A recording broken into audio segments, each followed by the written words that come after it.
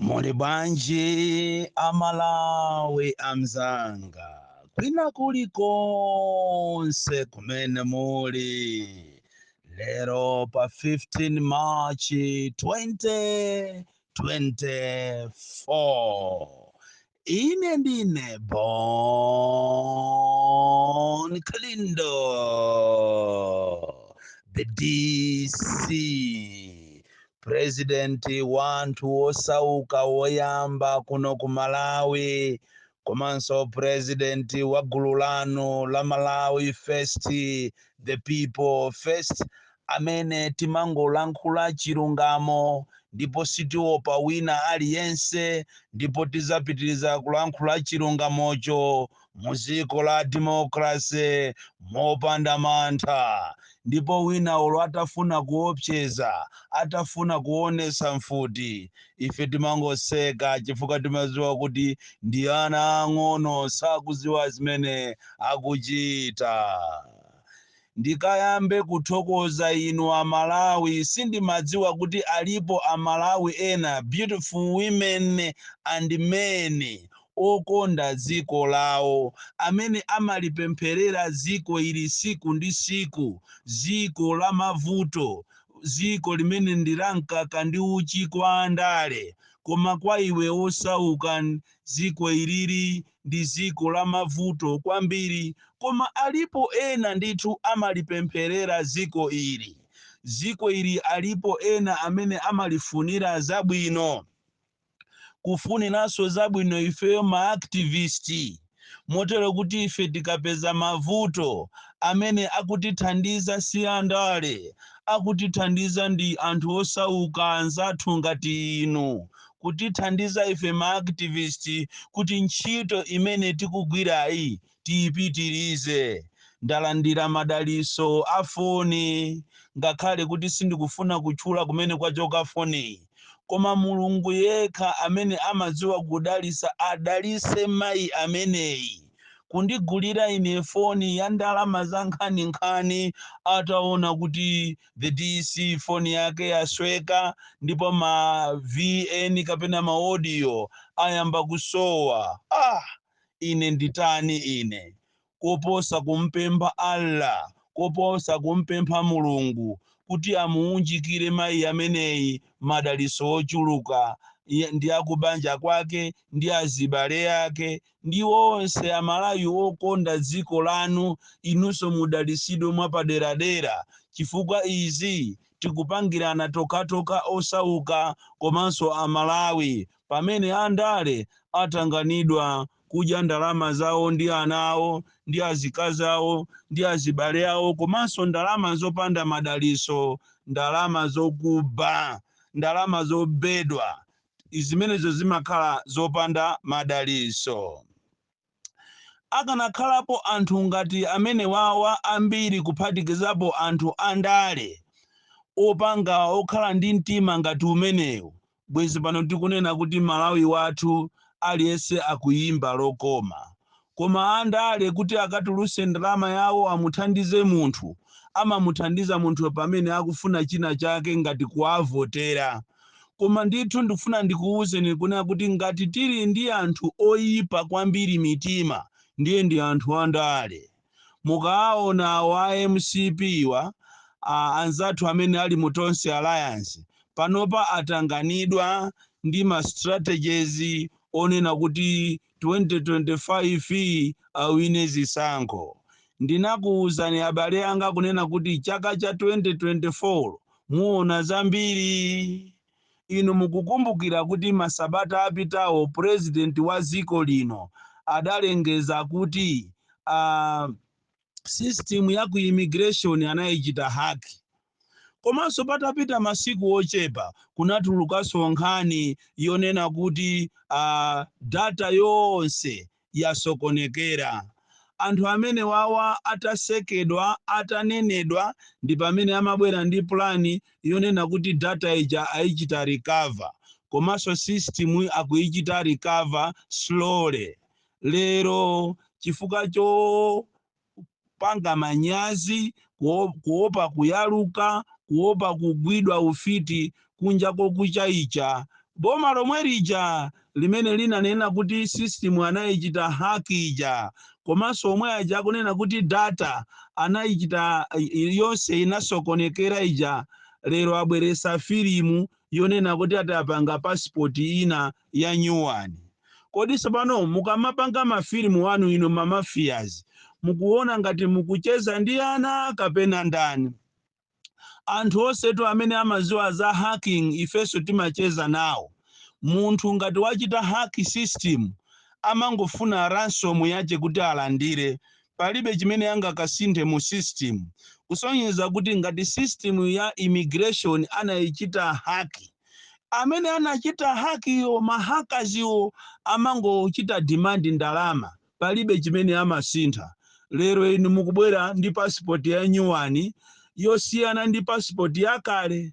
Amalawi muziwiretu kuti limenelo ndi boza la nkhunkhuniza akufuna akubwatikeni. Ngati abwera ndi passport ya nyuwani yosiyana ndi passport yakale, muziwiretu kunena kuti system ija sanayichite recover. Komano abweresa zinthu zokuti iwo aoneke ngati ni madolo pamene akupita kapena ziko likupita ku zisankho za 2025.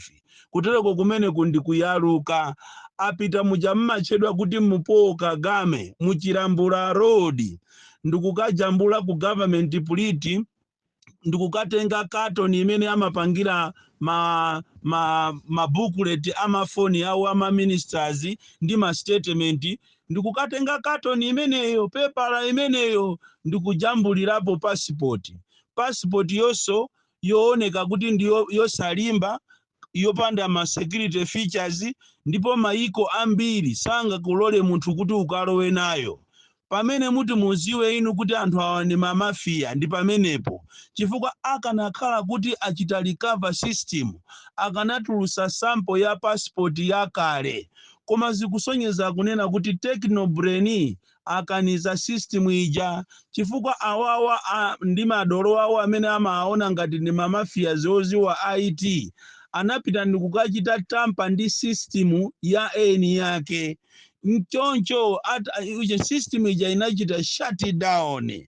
Itachita shut down, anthu awa ali pampanipani ofuna kumuchita convince president, komanso kufuna kumuchita convince ziko la Malawi kapena Malawiyo kuti azoona ngati iwo ndi madolo. Koma the truth of the matter is anthu oza avuta, system yokulibe imene ili ngati engine, zili ngati galimoto imene yaonongeka engine, ndiye ndikukayigulira udu ya nyuwani, palibe chimene zingasinthepo. Ndiye zimene apanga iwo atenga udu ya nyuwani ndikuyika mu passport, koma passport yo system kulibeko.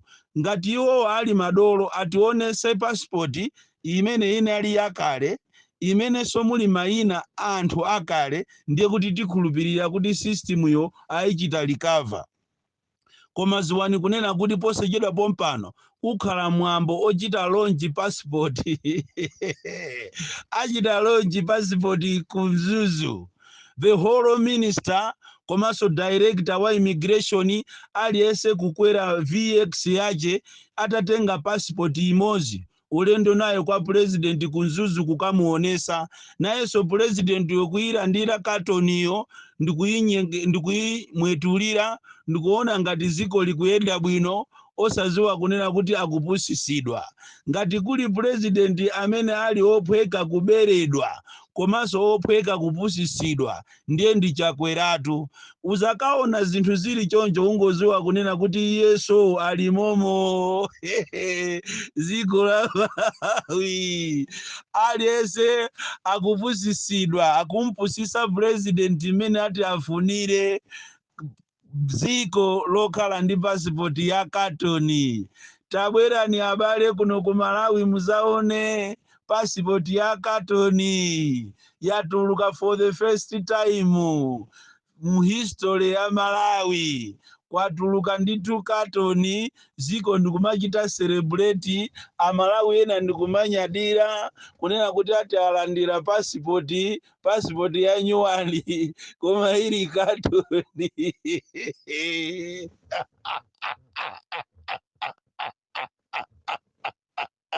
koma dziko la Malawi amene analilozayo chonde atikhululukire. Atsogoleri ache chimene amangoganiza ndi kuba basi, komanso kumaganiza ziwembu zokuti aziphana. Ndikuwuzeni abale anga kujeni ku masankho amene akubwera aku MCP, anthutu aphanatu, ena akonzerana ziwembu zokuti mpando umene wa general secretary wina aluzepo moyo. Uchenjere iwe amene ukufuna kukhala pa mpando wa USG kumeneko. Anzanu otu akonza anyamata 10 zigawenga zina zochokera kwa Msundwe kuti akuphe ase, akusokoneze, usowe, usamalire tu iwe, usamalire na makobiri iwe osunga makobiri iwe, usamalire kumene kumpando umene ukufunawo. Ngati susamala uluza nawo moyo wako. Ndikungokuuza izi mokukonda, koma uziwe kuti iwe amene ukusunga ndalama iwe na makobiri iwe, amene ukufuna mpando wa USG, anzakowo akukonzera ziwembu, anzako awiri amene ukuwaona ngati ndi anzako, amene umadya nawo limodzi ku BICC aja, usamale akukonzera chiwembu, posachedwa pompano uluza moyo wako ngati susamala. Izi ndikungokuuza mwaulere, chifukwa anthu amene wawa ndi anthu oyipa kwambiri, ndipo zochosa moyo wa munthu salabada. Nangofuna ndingokuziwisa zimene zimama wa uno, uziwe nzanga iwe waku MCP na makobiri. Bon Kalindo, the DC.